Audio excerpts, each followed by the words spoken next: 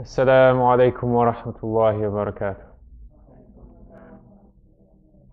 بسم الله الرحمن الرحيم والصلاة والسلام على سيد المرسلين وعلى آله وأصحابه أجمعين.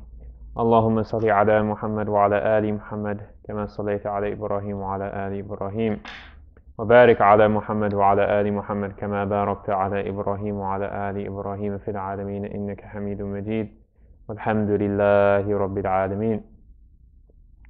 First, as usual, starting with the intention of Imam al-Haddad. Ya Fattahu, Ya Alimu, Iftah lana, Fathan Qariba. Hamza, if you could share with the brother here. Bismillahir Rahmanir Rahim. Alhamdulillahi Rabbil Alameen.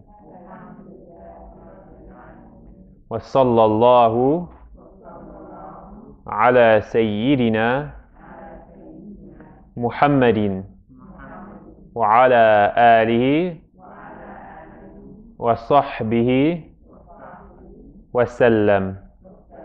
Nawaitu at-ta'alluma wa at-ta'lima والتذكر والتذكير والنفع والاندفاع والإفادة والاستفادة والحث على التمسك بكتاب الله وسنة رسوله والدعاء إلى الهدى والدلالة على الخير وابتغاء وجه الله ومرضاته وقربه وثوابه سبحانه وتعالى. O Opener, O All-Knowing One, grant us an opening soon. In the name of Allah, the All-Merciful, the Compassionate. Praise be to Allah, Lord of the worlds, and blessings and peace upon our Master Muhammad, his family and his companions. I intend to study and teach, to remember and remind, to profit and bring profit, to benefit and bring benefit, to encourage holding fast to the Book of Allah and the way of His Messenger, to call to guidance, to direct towards good, and to aim for the countenance of Allah and His pleasure, His nearness and His reward. Exalted be He. Alhamdulillah. So first off, I understand not all of us have been up to date with the material. And so we're going to proceed on with you to finish the alphabet today, subhanAllah. And so I'd still like to plow through the material, because there are those who kind of kept up and everything, and so I want to make sure we're sticking to the syllabus as much as possible and keep going through that.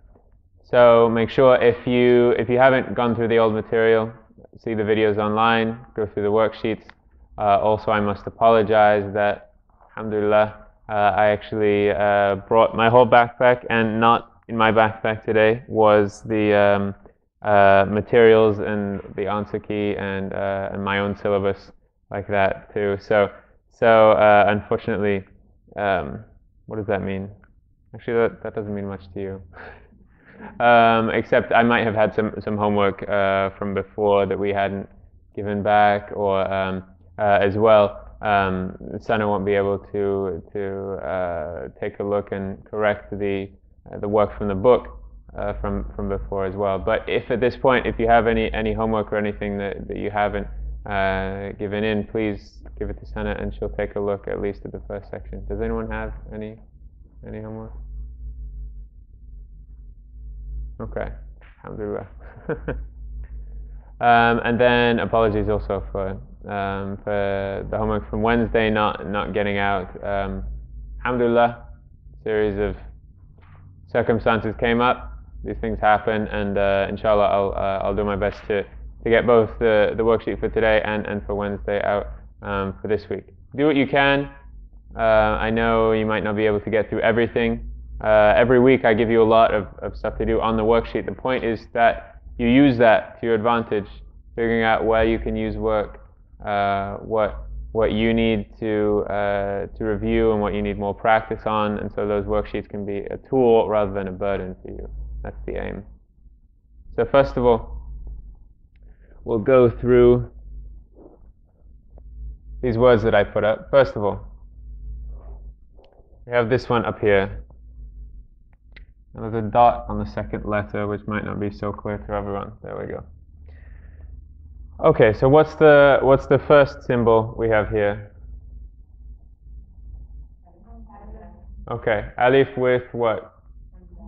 A hamza on the top of it, and on top of the hamza is a fatha. Right, so how would we write that in the transliteration system we've been using? Just an A, right.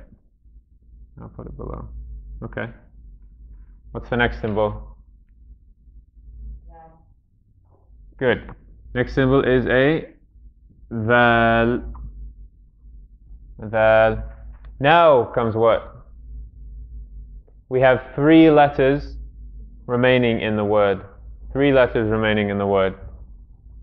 So take a second to look at it and figure out what those 3 letters are. Okay, right. So what's the first one? Kaf. Right here. 1 letter and then another letter. See?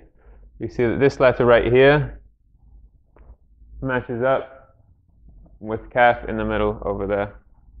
Everyone see? Does anyone not see that? Okay. And then finally, 2 letters left. Alif, right? So double A, long A, and then ra. So, how do we say this? Adhkar. Adhkar. Right. Plural of dhikr means remembrances. Right? If you have several bits of dhikr to say during the day, you'd say your adhkar. Right. Now this one.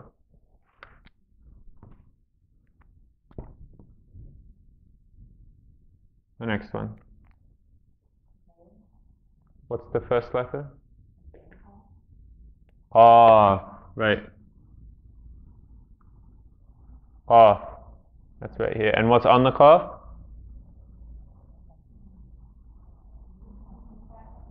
Fatha. Right. A fatha. And then we have ra. And then? Okay, good. There's a kasra on the ra, and after it comes a ya. Right. So this ya, is it a consonant or is it a vowel?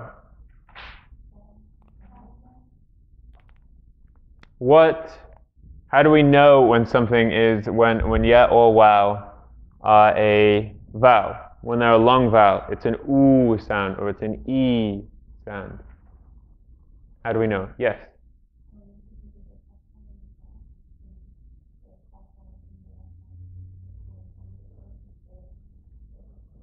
Right. Kasra is the short version of ya. So if for both ya and wow, if the same kind of vowel comes before them, and there's no vowel coming after them, there's no vowel on it, and it's a long vowel, right? So we see here, before the ya is a kasra, which is the same sound, e and e. And on the ya, there's no vowel written on it, right? So we know that this is going to be a long vowel. Qarib. Everyone say for me. Qarib. Qarib. Right. If we had instead this, if a different vowel came before the ya, then we'd know that it would be a consonant. It would be written as a y, and what comes before the ya? A fatha. So it would be quraib. قريب. Right, everyone say this for me. قريب. قريب. So we see, we have كورة, right? Sorry, قريب, قريب. We have qa, ra, and then e, b. قريب, قريب, قريب. Okay. But that's not originally what was there. It's a kasra. Okay. Now to make sure we'll get through everything, I'll just kind of go through these pretty quickly. This one, anyone want to say what that is? Good. Akil. Someone else? A brave soul for the next one.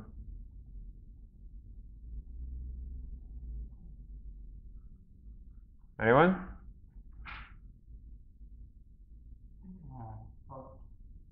Good. عطر. عطر. Everyone say for me. عطر. عطر. Right. Ayn and ta and ra. Finally, this one.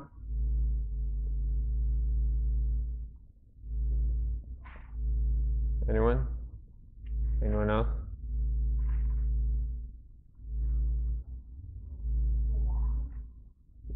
Good.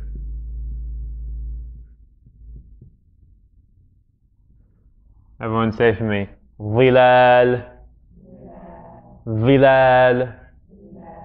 Right, here we have two lams. We have a lam in the middle and a lam at the end. First word is the va. Va. The emphatic equivalent of the dhal, which is up here.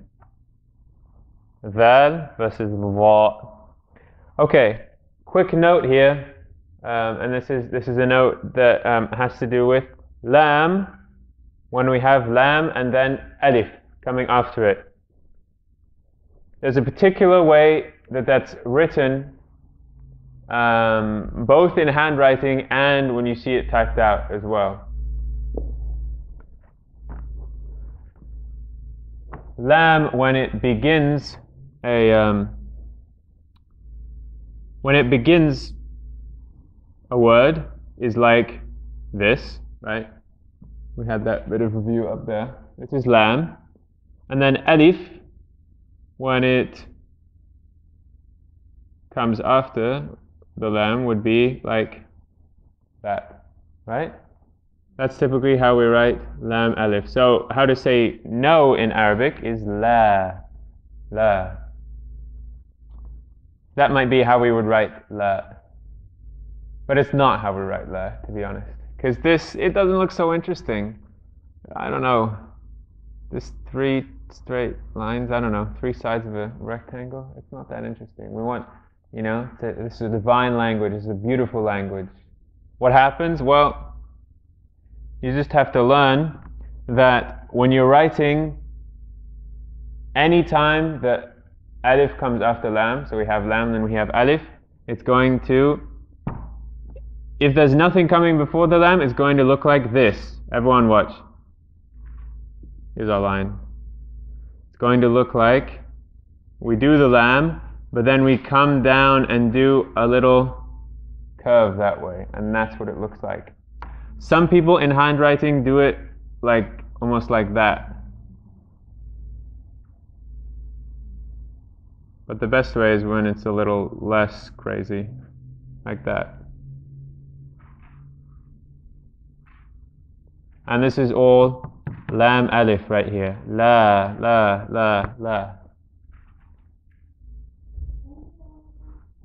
Yep.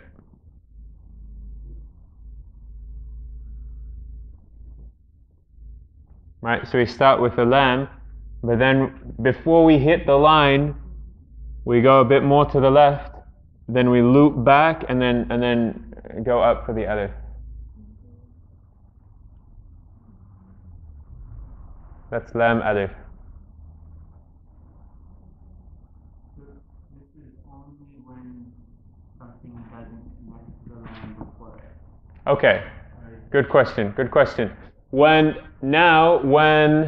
we have something before those two, So, for example, in vilal, we have lam alif, but it's coming in the middle of a word, i.e. there's something coming before it that's connecting to it.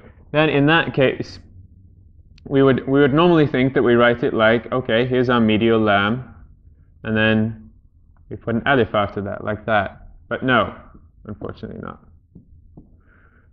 It's more interesting than that. We go up for our lam, but then we kind of, as we're coming down, we curve a bit down, and the alif goes in, down like that. Okay? Everyone watch again. I'll do this again. We're coming into the lam, we go up for the lam, but then before we get down to the bottom of the line, we make a curve to the left, and then our alif goes in and fits onto that curve. And in handwriting, sometimes you'll see that this way is how people write it when lam and alif are alone. So sometimes you won't see someone writing it like this, when they just have lam alif, like when they say no, or when they're writing no, la, you'll see that they'll write it like that. One more time. La. It might, yeah. But the best way is to, and the way you'll see it in printed is like this, when there's nothing coming before the lam, nothing connecting to the lam, and like this when there is something connected. So finally, vilal should actually be written like this.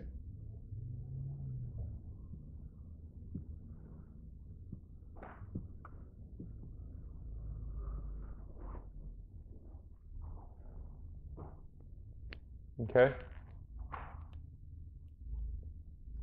Any questions on that? Okay. I'll come around and see the lam alifs when I'm going around looking at the new letters we do for today. Yeah.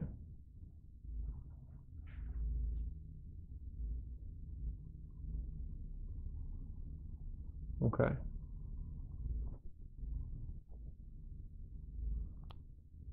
So now let's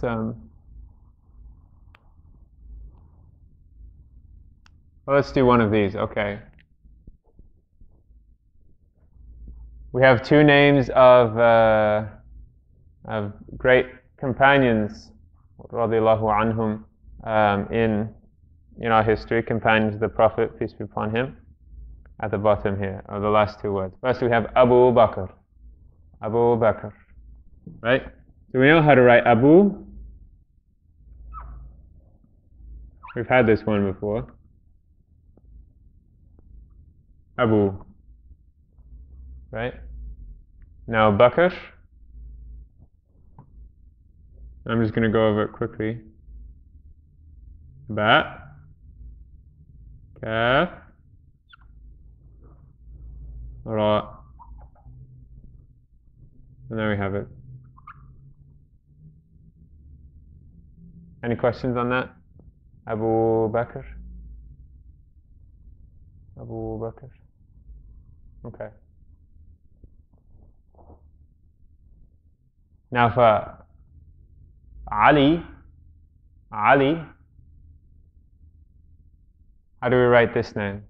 First of all, what are there are three letters in his name. What are they? What's the first letter? Ain, right. First letter is Ain, then comes what? Lam, then what? Then a ya. Right, so I just wrote out the full forms of the letters. Now if we're going to write the whole word together, his whole name together, we put them together. Ain, Lam, Ya. And now we have it.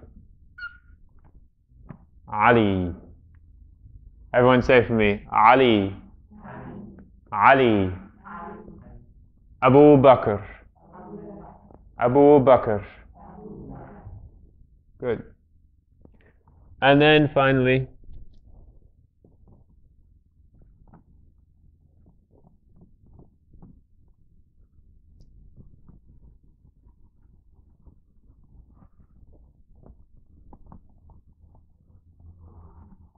Everyone could try this one for me. One of the names of God. One of the names of Allah.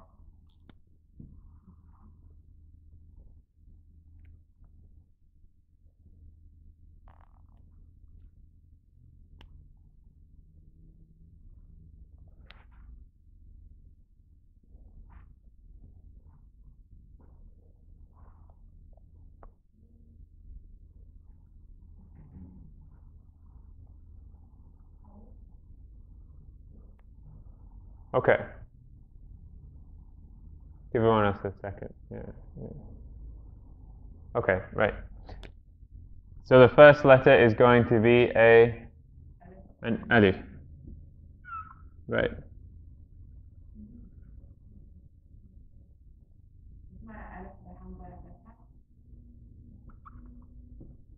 Let's put that for now. It's not. But we'll put it for now because at the end of class we'll get to why it's not. Okay? Okay.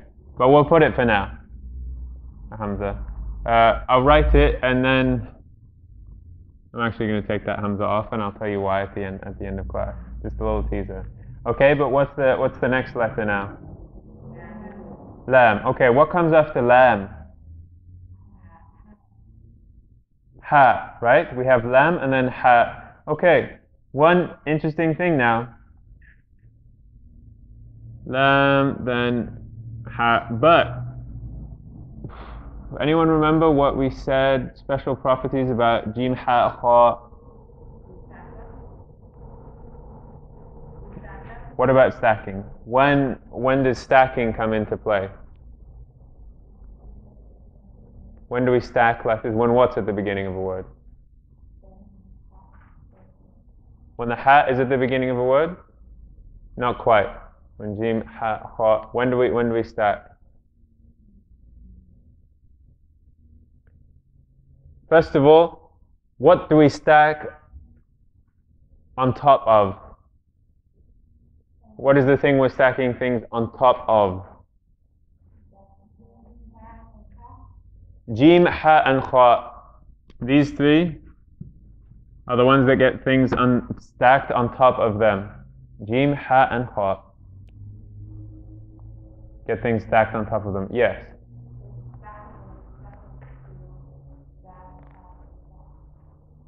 Not quite, but close.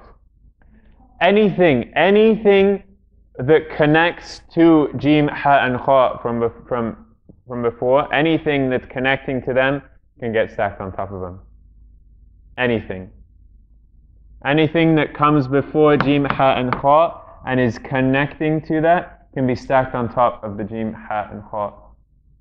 That's why, yeah, ba, ta, and tha can be stacked on top of them. You're right, but that's not the only thing. Anything. So even seen. So if we have saja,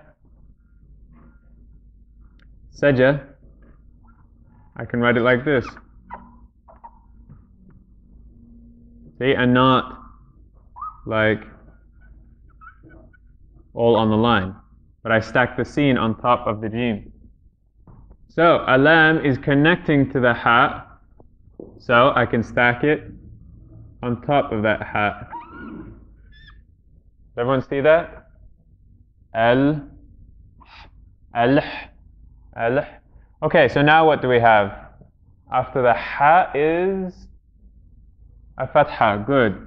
Al ha. And then,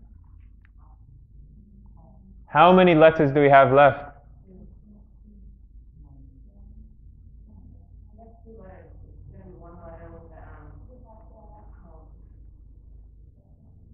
Right. We're going to be writing one letter, but it's doubled. Right. And when we have a doubled letter, how do we symbolize that? By putting a shadda on it. Right. So what's that letter going to be? Qaf. And then with a shadda on it. Right? So everyone say for me, Al-Haqq. Al-Haqq. Right. Good. Any questions on this? On that one? So there's like a ra Right. You wouldn't stack it. Why? Right. If we have a ra before the ha, we would not stack that ra on top of the ha because it can't connect to the ha. Ra, just like dal and dal and alif and waw and other letters, cannot connect to what comes after it. Right. Okay. Let's get to our new stuff. Alhamdulillah. Today, inshallah, as long as we can get through living to the past hour, to the next hour, which is never a sure thing, right? But inshallah, we finished the alphabet today. Everyone say Alhamdulillah. Alhamdulillah. So there's still when we finish the alphabet, there are a few more symbols and things to go through, but the end is nigh. Or really the beginning is nigh, because this is the beginning of your journey into this beautiful language, right? Yes. So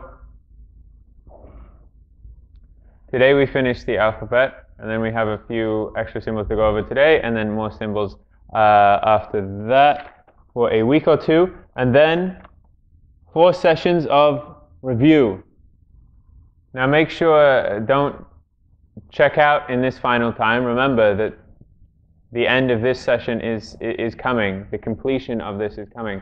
And then don't think that review, you won't want to come to that, because that will be very important. Solidifying this, we'll be going over Surah Al-Fatiha, going over various important things and words and things that we should know how to pronounce correctly, and know how to read as well. So, with that in mind, 3 letters left. So first of all, fortunate for us, all 3 of these letters are present pretty much in English. So first, we have the miim.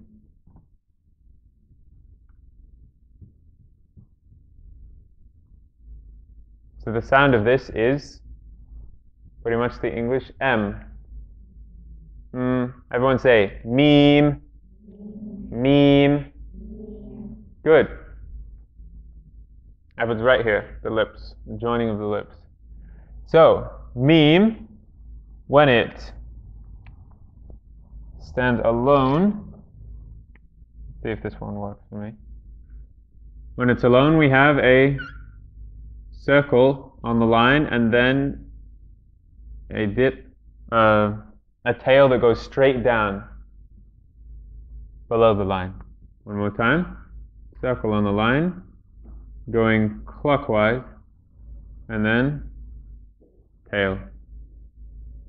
Circle on the line, and tail.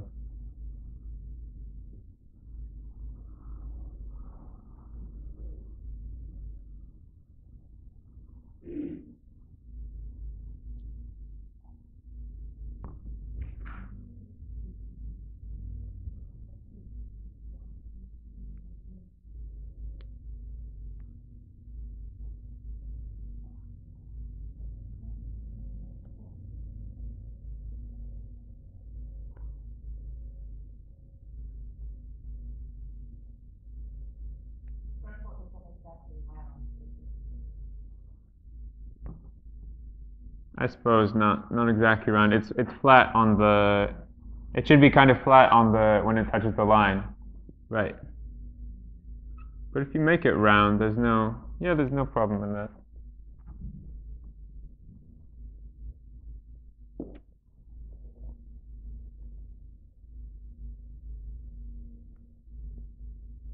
When it's at the beginning of a word, we have just that circle. No tail. So we make now, but pay attention, when it's standing alone, we go clockwise. We make it clockwise, but when it's this way, beginning, we make it anti-clockwise. And then go on to the next letter.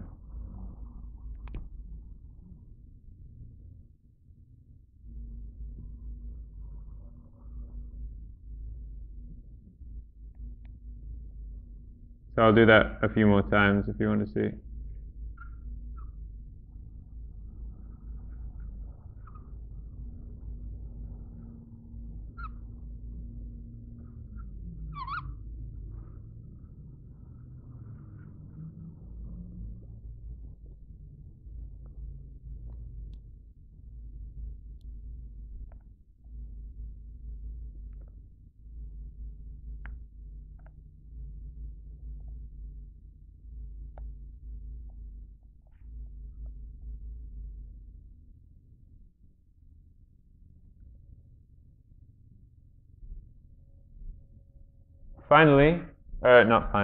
moving on.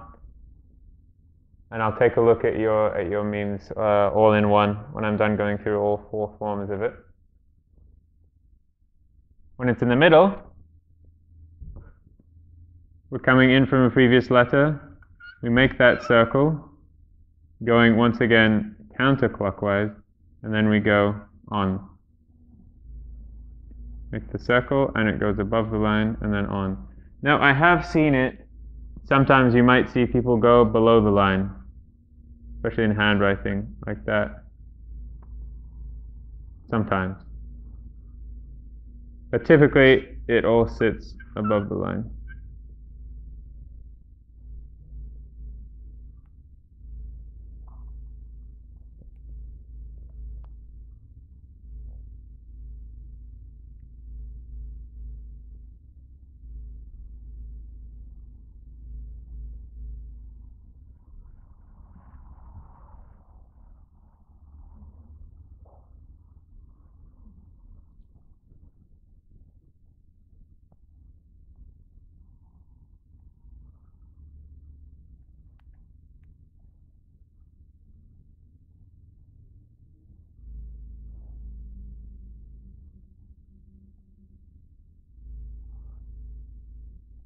And then finally, when it's at the end, we have that circle and the tail going down. So we're coming into the miim,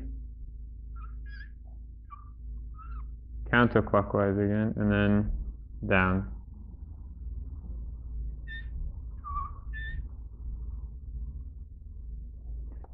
I've also seen, I've seen people draw this circle and then go out a bit and then down, like that. You might see that.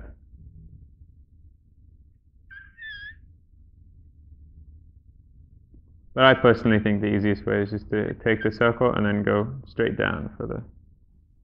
Okay, an important note now when writing miim in the beginning, middle, and end. When we write the miim, when we're coming off from the circle, so the line coming off from the circle should not be coming off from the circle right at the line of the page. Okay, what do I mean by that? I mean, like, for example, writing a circle like this and then going like that. See how the line is coming right when the line comes off the circle, it's doing so right on top of the line of the page, same as here. If I do that, because what happens then is that we end up we're writing something that looks like a fa or a qaf. So make sure when it comes off, see, there's some distance in between the point where the line leaves the circle of my writing. That point happens slightly above the line of the page. Everyone see that there? Right here, there's some distance between the two. And right here. Here as well. The main thing is, the important thing is when it's at the beginning and the middle. Alone and end, it's fine.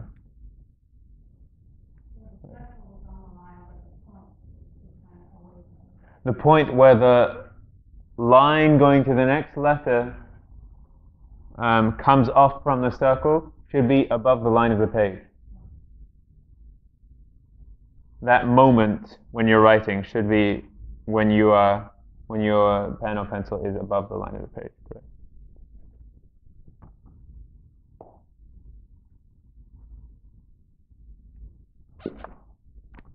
Correct. Next we have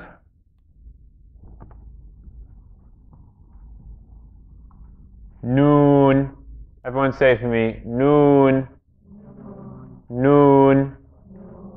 Okay, so this is just like the English N. Nuun. When it's alone,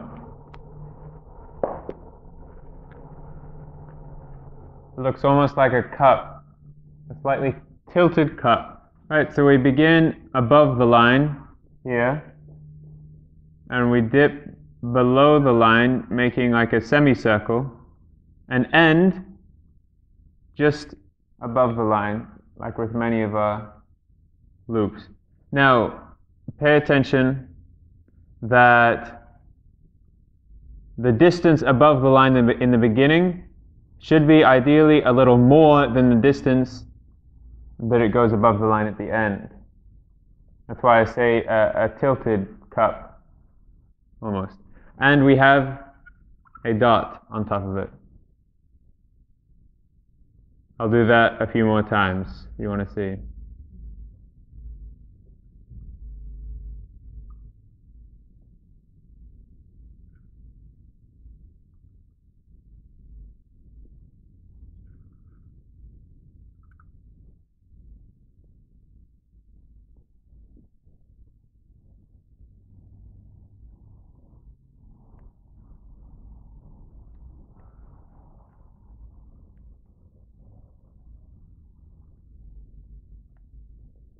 Now if you just take a look at this guy, does he remind you of anything? Looks kind of like a bat, ta, tha. Good intuition. Because when it's in the beginning or middle, it's going to look exactly like a bat, ta, or tha, just with different dots. So see, we've seen this before. Beginning, tooth, except now we have a dot on the top.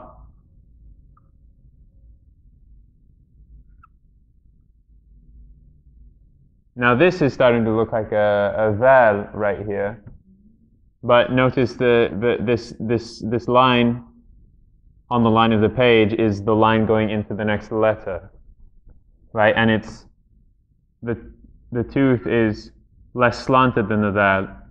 A val is going to look like more like that, right?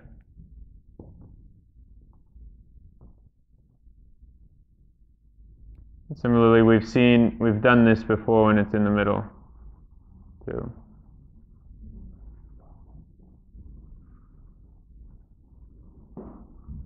Just the tooth.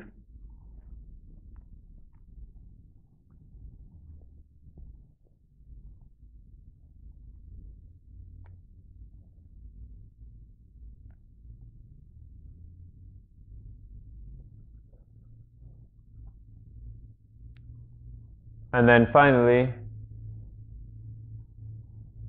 when it's at the end, we go into the form at the beginning, the form when it stands alone. So we're coming into it, and we have that cup. So this is where it differs from that, ta, and that. And then we have this cup that goes below dips below the line at the end.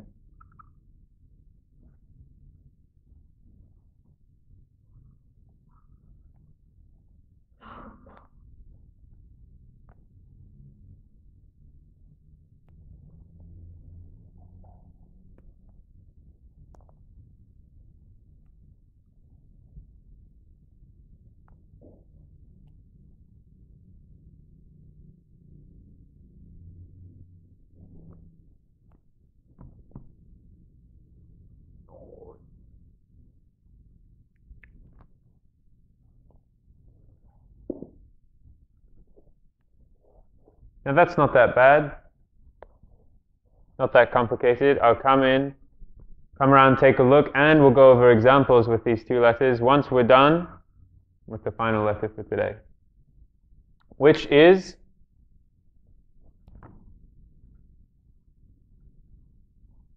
ha.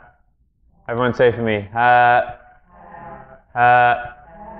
Okay, now we've seen ha before. We've seen ha. Now we get ha. It's pretty much like the H in English. So the H kind of floats around a bit in English, to be honest. Sometimes it's there, sometimes it's not really there, sometimes it is there. Difference between the ha and the ha is that the ha, which we've seen, the ha is at the same position as the ayn, which is the middle of the throat. Kha and ghayn happen at the top of the throat. Ha and ayn at the middle of the throat, and now at the bottom of the throat, at the level of vocal cords, we have hamza, and we have ha, ha, ha, ha. Ha is the breath that comes emanating from basically the level of the vocal cords. Everyone say ghain and kha, ghain, kha, ha, ain, and ha, ha. Right. So the ha is lower than the ha. This new one we're learning is lower than the ha, which comes at the beginning of the alphabet, and which we transliterate as a capital H, so you might see with an H with a dot under it.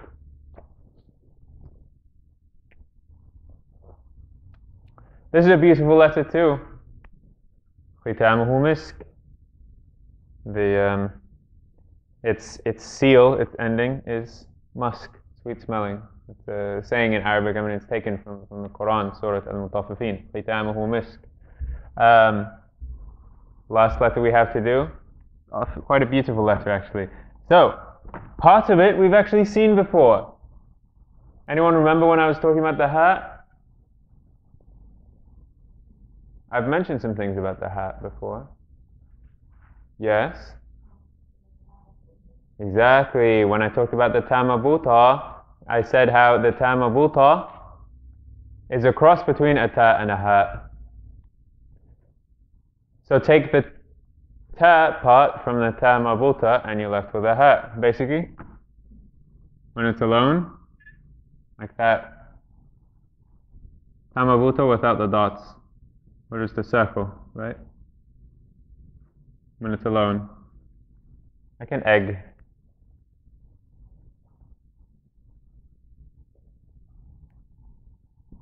Not a complete circle. Often you almost see a point at the top if we're getting really picky.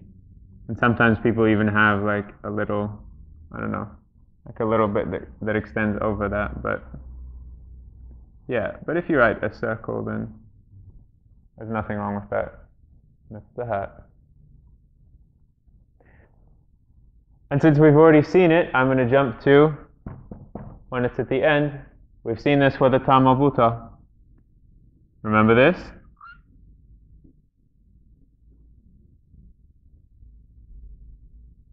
We've gone over this before. We're along the line, then we go up, and then make a loop on the back of that line, all of which rests above the line of the page. When it's at the end of a word.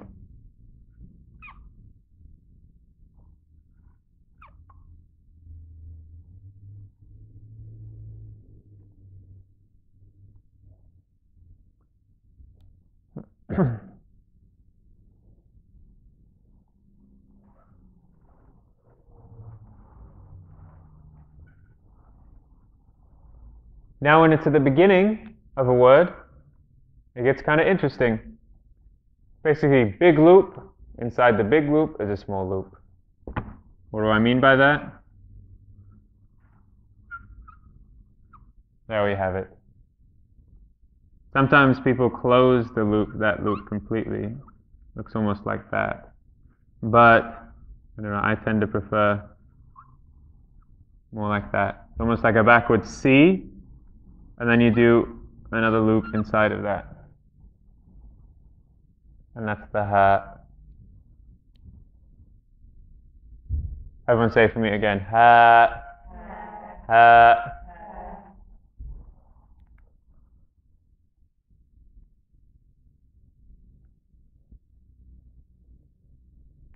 Yes.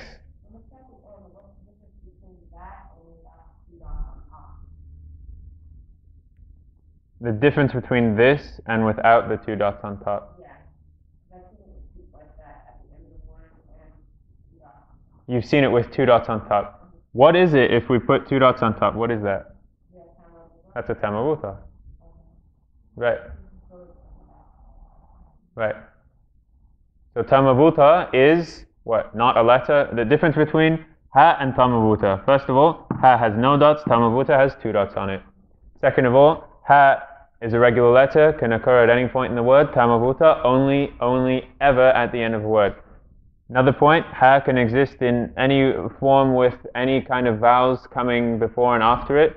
Ta marbuta always has a fatha before it, and then what comes after it could be anything. In terms of pronunciation, ha is always pronounced ha. Ta marbuta, if we're not putting a vowel after the ta marbuta, is pronounced ha as well. But if there is a vowel coming on, i.e. after the ta marbuta, it's at, right? Okay. Quick fire, right? Alhamdulillah. Shoot me your questions, I'll shoot you back. Alright. Finally, when it's in the middle, once again, it gets interesting. We actually have several options for this too. One way to do it, the way that I like, is everyone pay attention because it's interesting. Alhamdulillah. First, we dip down below the line. Now we go above the line and then make a loop back and on. I'll do it one more time. Dipping below the line, go up, and then loop above the line and then on. But now pay attention, what else might you see? You might see not only a loop above the line, but a loop below the line as well. Some people write it like that. And then finally, you might not see any of that. You might see a dip below the line like this. All of these are ha. Although this is the one I prefer. So I might not like you so much if you do another way. No, I'm just kidding. Alhamdulillah. I don't like any of you. Alhamdulillah. No, I love you guys. Alhamdulillah. I love you all in Allah. We're all in this together, trying to learn His language, trying to work towards this. Alhamdulillah. Alright, so I will come around taking a look at those. As I'm coming around, I'd like all of you to try your hand at some words. Some very important words.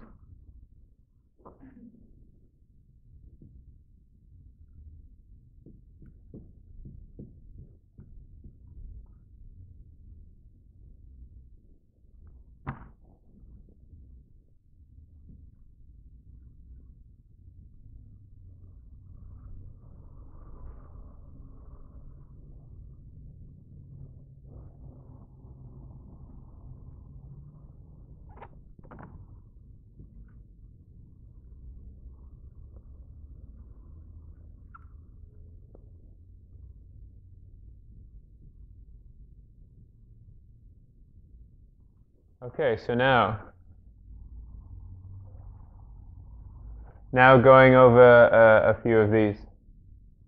First of all, the Arabic that I wrote. This is a name of Allah. Allah is noble and generous. Alhamdulillah. What is He in Arabic? Kareem.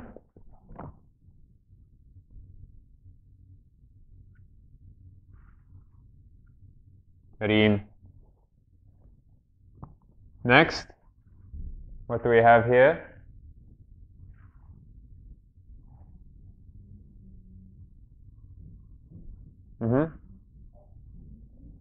Good. Alhamdu. Notice, there's some stacking going on. So, in order to close up our whole discussion of stacking, we say that Jim, Ha, Kha, and Miim. These four letters, Jim, Ha, Kha, Miim. With those four letters, when there is a letter that connects before it, that can be stacked on top of it. And so what are we seeing here? We're seeing that a lam is stacked on top of the ha, and that ha in turn is stacked on top of the miim. So everyone say this for me. Everyone say this. Alhamdu. Alhamdu. Right? So here, if we were to put the divisions between them, that's the lam right there. And there's the ha and the miim. Any questions on this?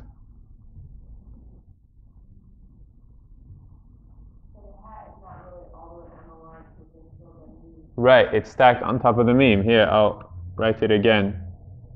Al Hamdu. Tricky, but it's beautiful. Alhamdulillah. Okay, now this second one here, Rahim. Rahim. First we have a Ra. Then we have what? Ha. Actually, I didn't put any examples with the ha up here. But anyway, alhamdulillah. And then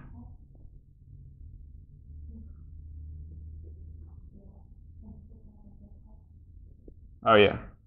But now if we're just doing the skeleton of the word, yeah. We have a what? A ya, and then finally a miim. Right. Rahim. There's Rahim. And now finally the name of our beloved Prophet, peace be upon him, is written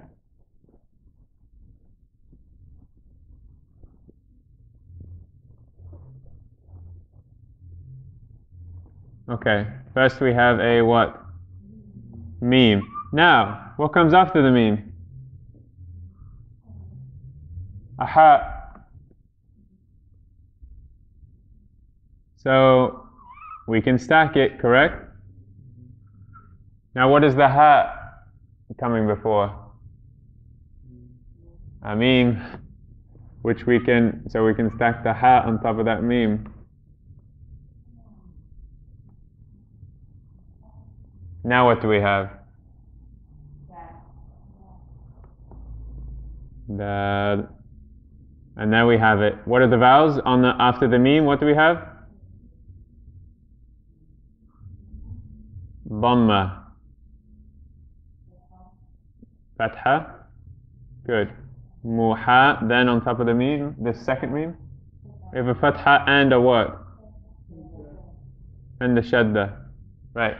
And now we have it. Muhammad. Subhanallah. Anyone noticed, if you take a look at this, very loosely, let's see.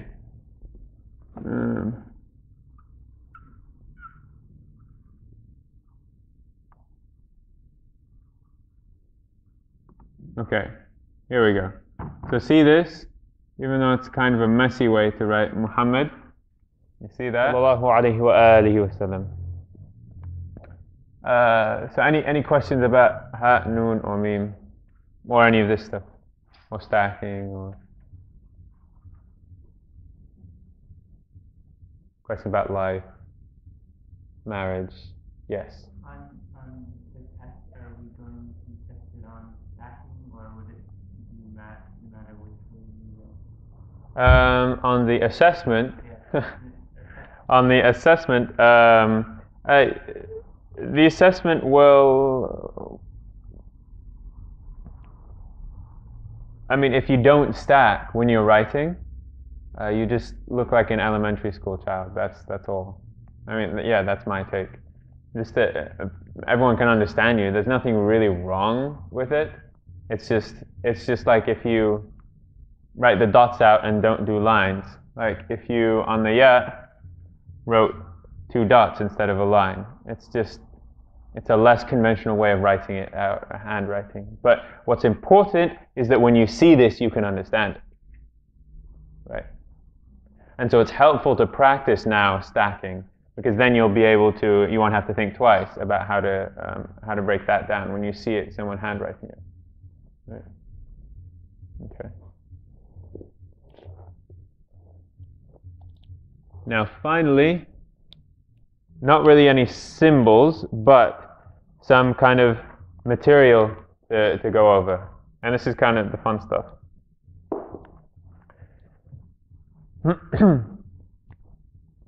What did I kind of give you a teaser of at the beginning? What did I say? The alif, right. What about the alif? What were we talking about? What did I say? You guys were saying write something a certain way, and I said, well, not quite, but we'll get to that. Right. Writing a hamza and a fatha on it. Okay, so today what we talk about is a special type of hamza. Hamza is an interesting thing. There are different kinds of hamzas. This hamza now is called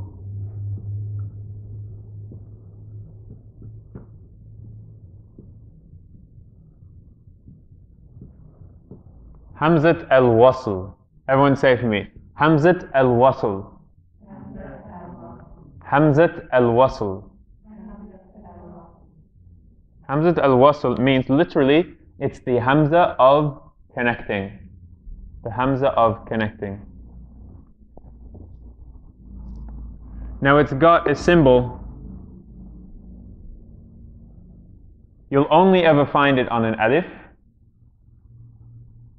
And the symbol of it kind of looks like a sad on top of the alif. Everyone watch this? Here we go. That's the symbol for it. Just like how Hamzat al-Wasl, in the name of it, we have a sad, al-Wasl, wasl. It looks like a sad that goes over it. That's the way to write it. What does this mean? This means that when we're starting a word, you'll only ever find, just like with the hamza on top of an alif. Actually, no, never mind that. You will only find this hamza on top of an alif and in the middle, and at the beginning of a word. You will only find hamzat al-wasl at the beginning of a word on top of an alif. Only, ever. And what it means is, when we're beginning this word and we're not saying anything before it, there's no vowel from a previous word that is coming before it, or really that there's no previous word coming before it, but we're just saying, starting with this word, that's when the hamza is there. Present, the hamza is present when we start with that word. And it's usually an sound. Though it could be, we could have a kasra on it, we could have a dhamma on it. It's usually a fatha though. Now what that means is that when it is absent, this hamza completely goes away when it is in the middle of words. I.e., when we're saying a word. Remember I said, this symbol only ever comes at the beginning of a word. So what I'm talking about is on the level of sentences now. If I'm saying a word before this word that has Hamzat al-Wasl, that Hamza goes away. As in, there's not going to be that glottal stop. There's not going to be the Example.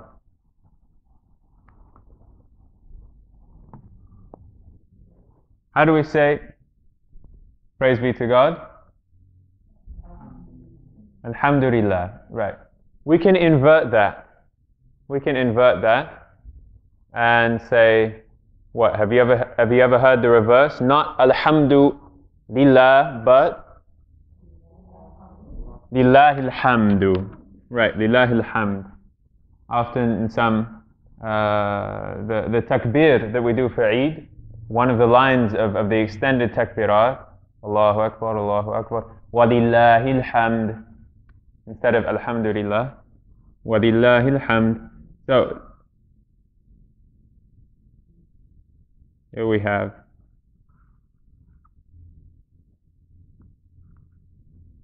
Lillahi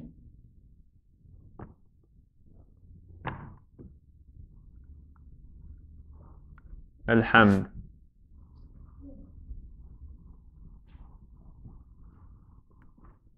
Now actually, after having done this, I realized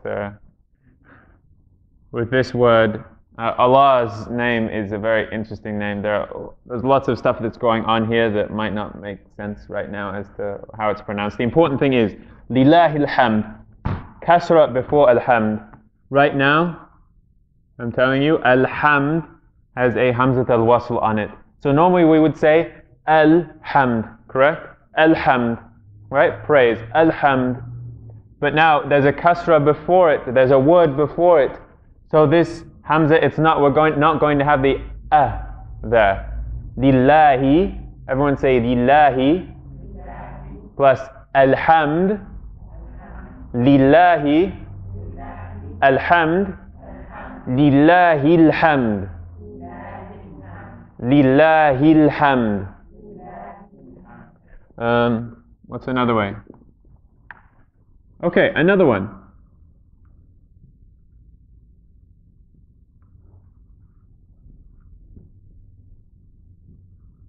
And I'm almost running out of space, I apologize. Okay. Al-Rahman, Al-Rahim.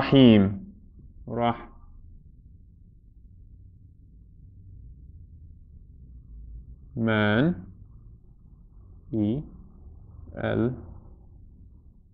Rahim. Sound familiar? Al-Rahman, Al-Rahim. Yeah? Bismillahir Rahmanir Rahim. We don't say Al-Rahmani, Al-Rahim. We say Al-Rahmanir Rahim.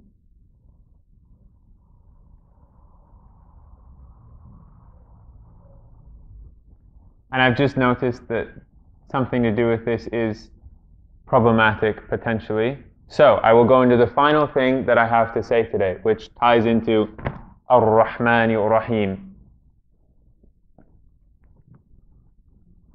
Anyone know how to say the in Arabic? When we want to say the something, we want to make something definite. The equals L. Right. And the form for this is it's alif with a hamzat al-wasl and then sukoon on the lam. This is L, and it connects to what comes after to what comes after it. So if I want to say, for example, how do I say beloved? Anyone know how to say beloved in Arabic? Habib. Well, my beloved is Habibi, right? But beloved is Habib. Habib.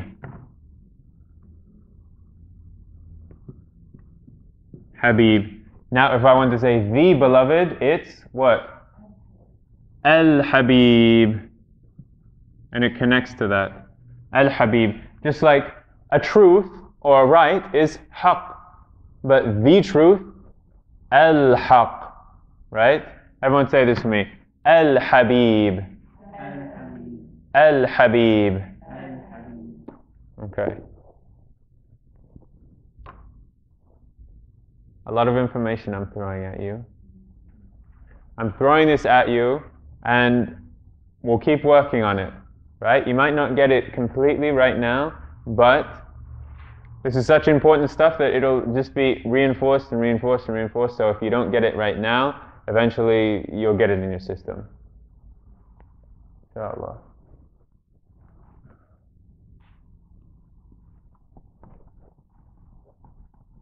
And there are steps to this process that I'm taking you through, so please bear with me. Alhamdulillah, Alhamdulillah. So we were talking about alif lam, al, meaning the, making something definite.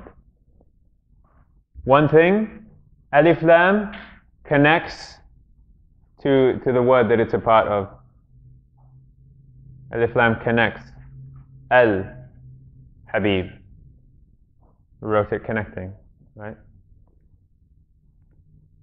One final point, and this is the important thing,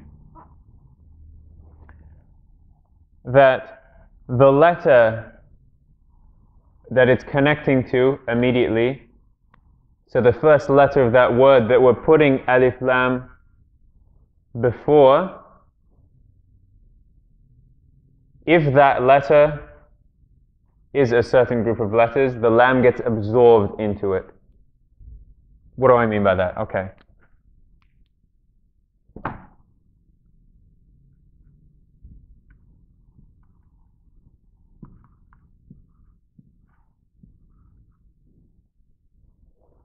In Arabic, there are things called sun letters, and there are things called moon letters. Anyone know how do we say sun in Arabic?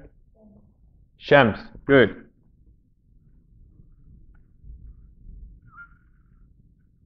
Here we go. Shams. Anyone know how we say moon in Arabic? Qamar.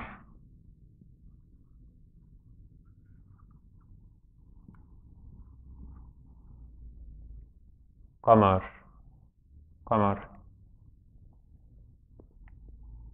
Anyone know how we say the sun? Al-Shams. Except not quite. Why? Ash-Shams. Not Al-Shams, but Ash-Shams.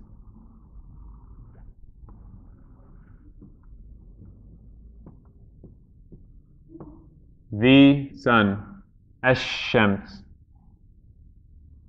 The important thing to note here is that we have a lam, right? We wrote alif lam to make it the sun, correct? What's happened? The lam has gotten absorbed into the sheen. So instead of saying el-shams, we have ash-shams. Ash-shams. So the sheen now becomes double. It becomes a, we have a shadda on it. Right? Ash-shams.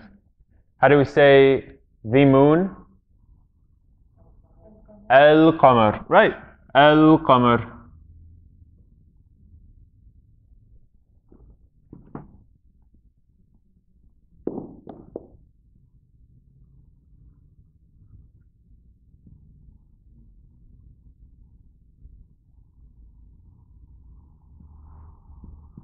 Al-qamar.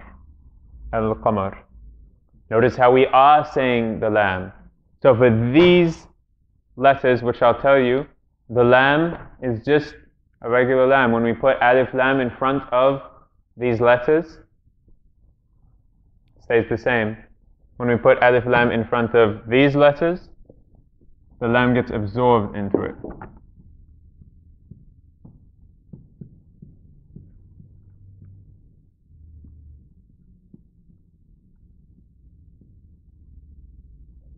Al-qamar, ash-shams. So, now, finally, I'll give you those letters. Okay?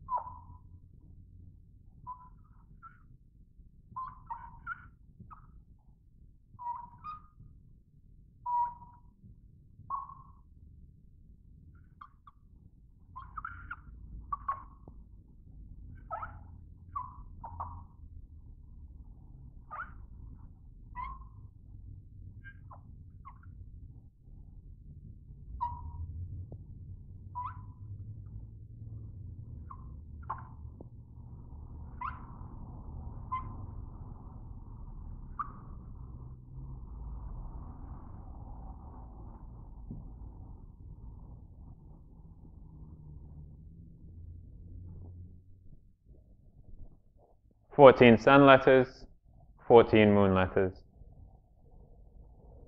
I started here with Hamza because alif is a vowel, right? If we put alif wouldn't ever start a word, correct?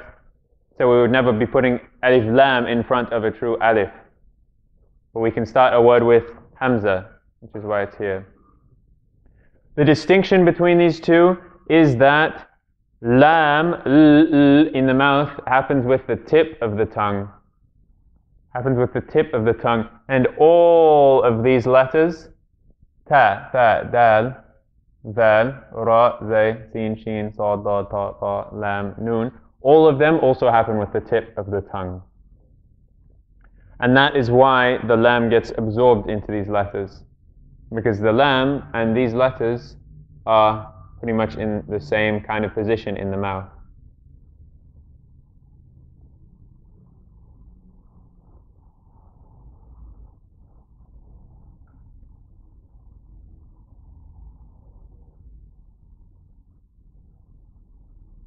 Whereas the moon letters happen elsewhere in the mouth, either at the point of the lips, or the lips and the teeth, or the throat, or back of the mouth, any of those points.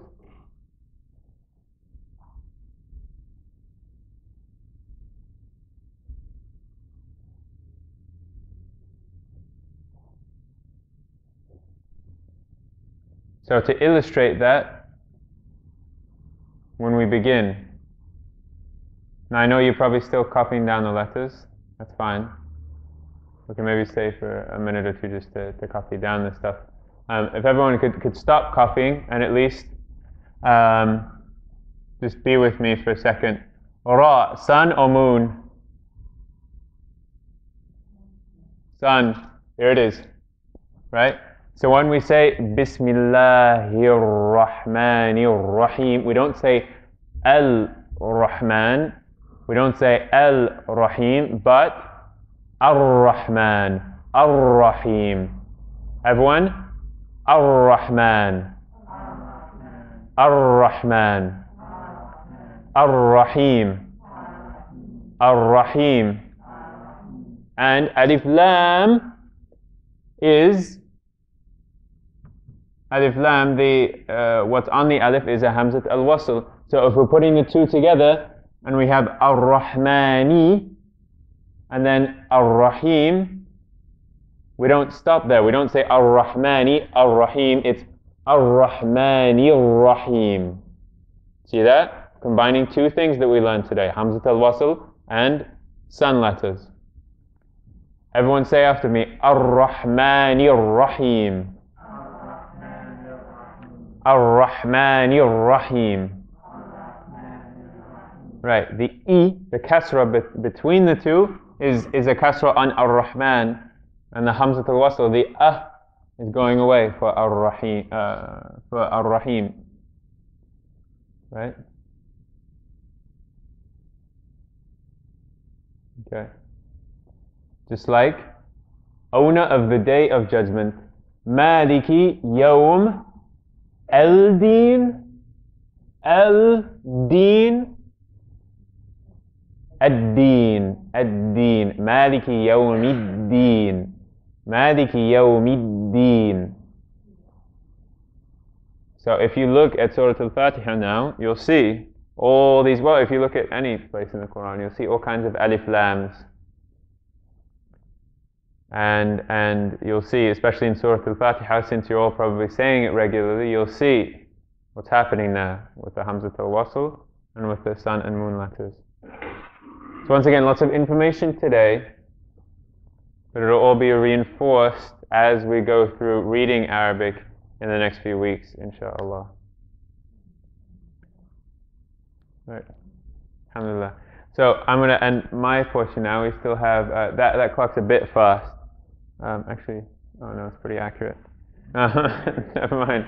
It used to be fast, so okay, I was going off of that. Alhamdulillah. Okay, I'm going to end my portion now, and then we'll have a few minutes with Sana, going through a few words.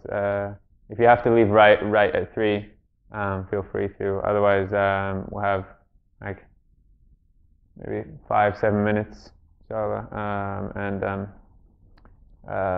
we'll pray. We'll do dhuhr after that, inshallah. So, Assalamu alaikum wa rahmatullahi wa barakatuh. سبحانك اللهم وبحمدك أشهد أن لا إله إلا أنت أستغفرك وأتوب إليك. There's no vowel coming after them, there's no vowel on it, and it's a long vowel, right? So we see here, before the ya is a kasra, which is the same sound, E and E. And on the ya, there's no vowel written on it, right? So we know that this is going to be a long vowel. Qareeb. Everyone say for me. Qareeb. Qareeb. Right. If we had instead this, if a different vowel came before the ya, then we'd know that it would be a consonant. It would be written as a Y, and what comes before the ya? A fatha. So it would be Quraib. Quraib. Right, everyone say this for me. Quraib. Quraib. So we see, we have Qura, right? Sorry, Qaraib. Qaraib. We have Qa, Ra, and then E, B. Qaraib. Qaraib. Qaraib. Okay. But that's not originally what was there. It's a kasra. Okay. To make sure we'll get through everything, I'll just kind of go through these pretty quickly. This one, anyone want to say what that is? Good. Akil. Someone else? A brave soul for the next one.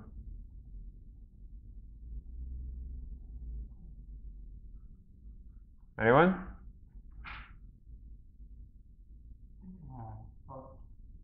Good. Rotor. Rotor. Everyone say for me. Rotor. Rotor. Right. Ain and Ta and Ra. Finally, this one.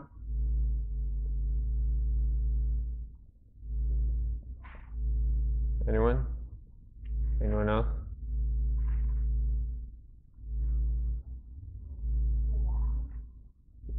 Good.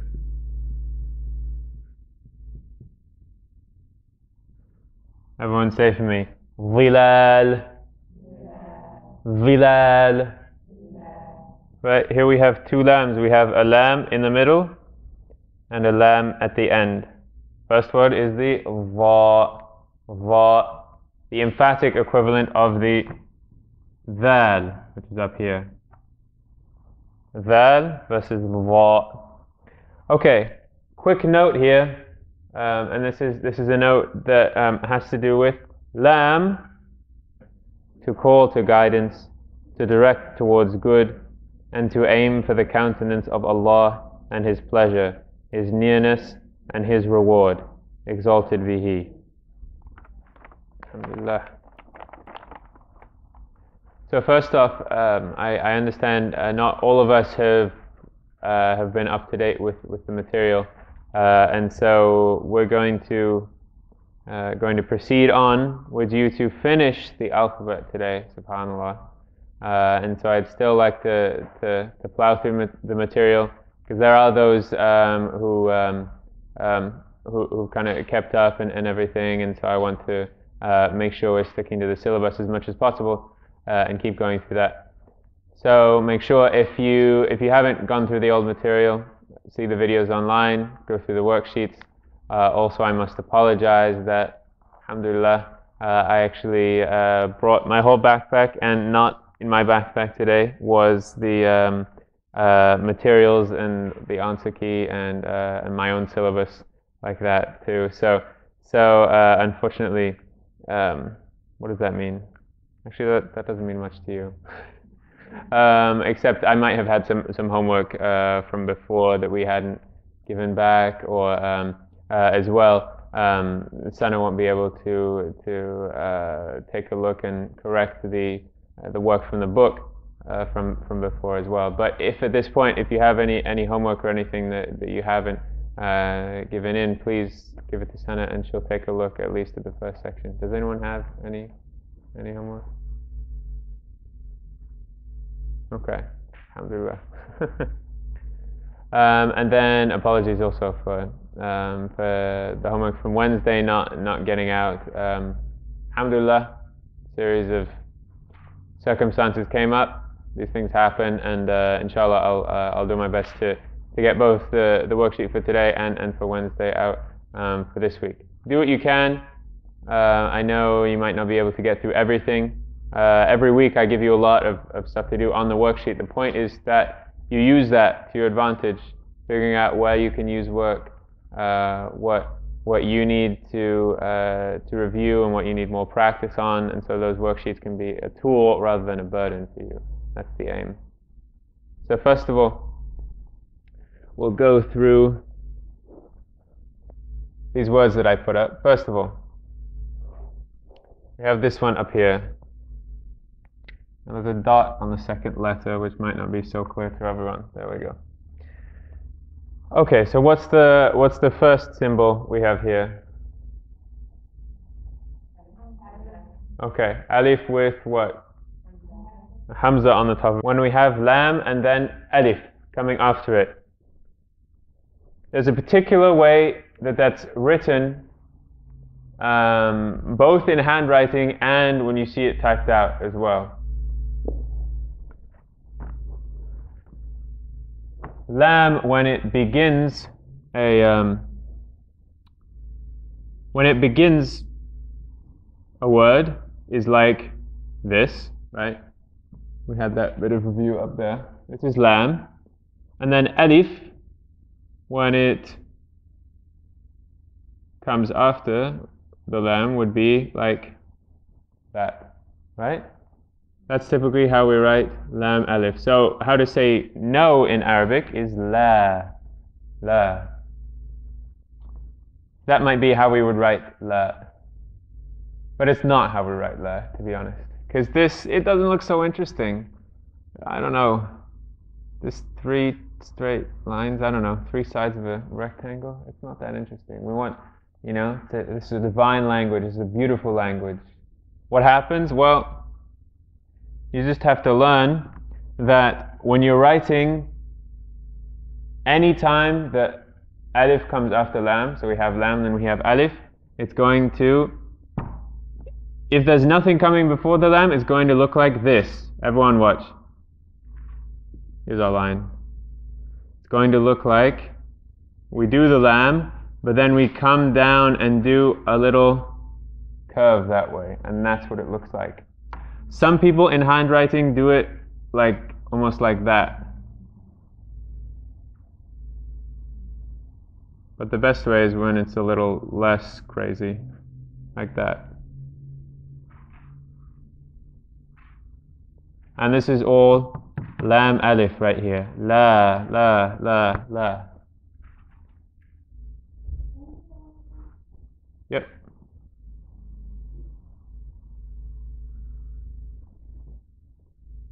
Right, so we start with the lam, but then before we hit the line, we go a bit more to the left, then we loop back and then go up for the alif. That's lam alif. This is only when something doesn't connect to the line before it. Okay, good question. When we have something before those two, so for example in zilal, we have lam alif, but it's coming in the middle of a word, i.e. there's something coming before it that's connecting to it. Then in that case, we would normally think that we write it. Assalamu alaikum wa rahmatullahi wa barakatuh.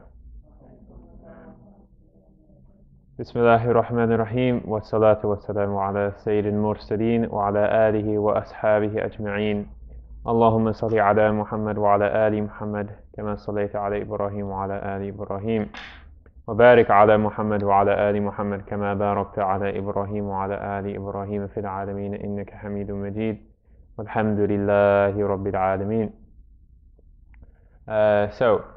First, as usual, starting with the intention of Imam al-Haddad. Ya Fattahu, Ya Alimu, Iftah lana Fathan Qariba. Hamza, if you could share with the brother here. Bismillahir Rahmanir Rahim. Alhamdulillahi Rabbil Alameen. Wa sallallahu ala Sayyidina Muhammadin wa ala alihi وصحبه وسلم. نويت التعلم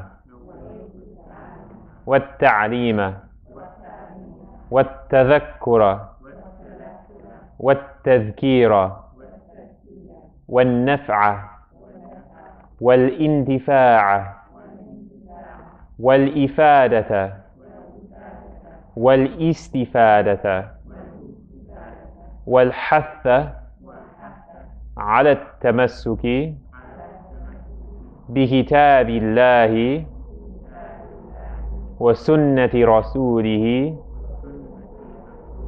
والدعاء إلى الهدى والدلالة على الخير وابتغاء وجه الله ومرضاته وقربه وثوابه سبحانه وتعالى.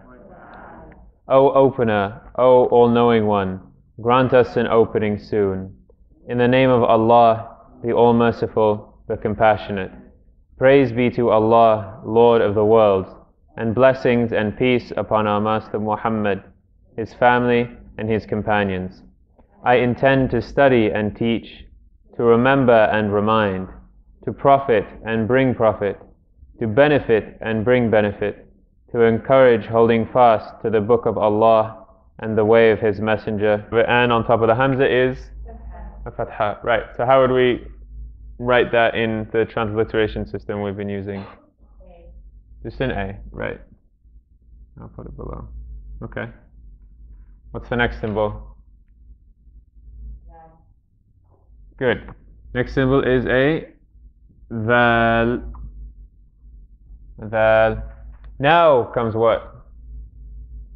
We have 3 letters remaining in the word. 3 letters remaining in the word.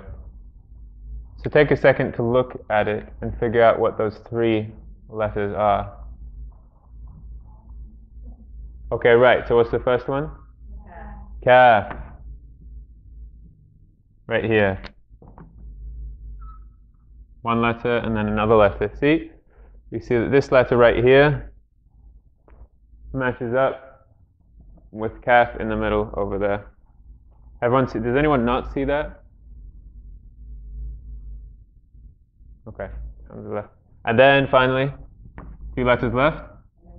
Alif, right? So double A, long A, and then Ra. So, how do we say this? Adhkar. Adhkar. Right. Plural of dhikr means remembrances. Right? If you have several bits of dhikr to say during the day, you'd say your adhkar. Right.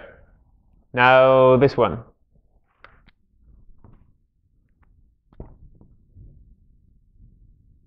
The next one. What's the first letter? Qaf. Right. Qaf. That's right here. And what's on the qaf?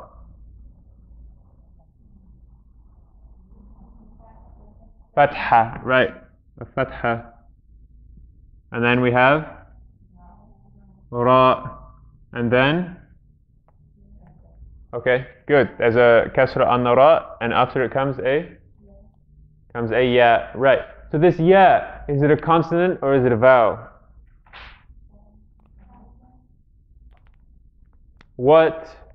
How do we know when something is, when ya or wow are a vowel? When they're a long vowel, it's an oo sound or it's an e sound. How do we know? Yes?